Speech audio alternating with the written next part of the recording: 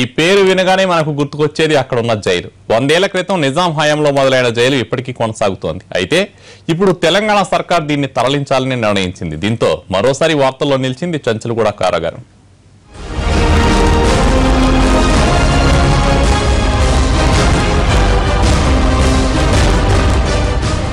హైదరాబాద్ పాత బస్తీలో 46 ఎకరాల విస్తీర్ణంలో ఉంది చెంచులగూడ జైలు. పేరు మోసిన ప్రిజనర్స్ కు కేర్ ఆఫ్ అడ్రస్.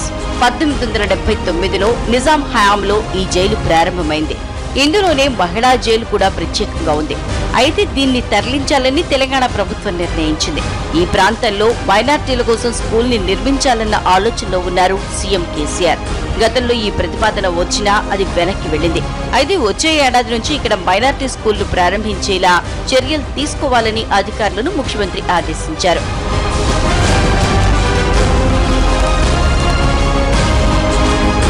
పాత బస్తీలో చెంచులగూడ జైలు బాగా ప్రాచుర్యం పొందింది. ఇక్కడే జైల్స్ డీజీ కార్యాలయం కూడా ఉంది.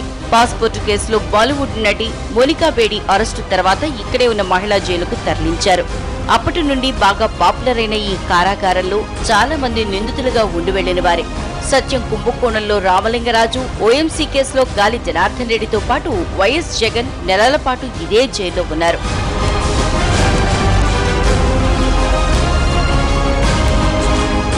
ఏడాది క్రితం వరకు జైలు మధ్యలో ఉన్న రోడ్డుపై రాకపోకలు సాగించేవారు. భద్రతా కారణాల వల్ల ఇప్పుడు మూసివేశారు. ఇటీవల జైల్లో మరో అధునాతన భవనాన్ని నిర్మించి నాంపల్లి కోర్టు పరిధిలోకి వచ్చే నిందితులను చెర్లపల్లి నుంచి తరలిస్తోంది.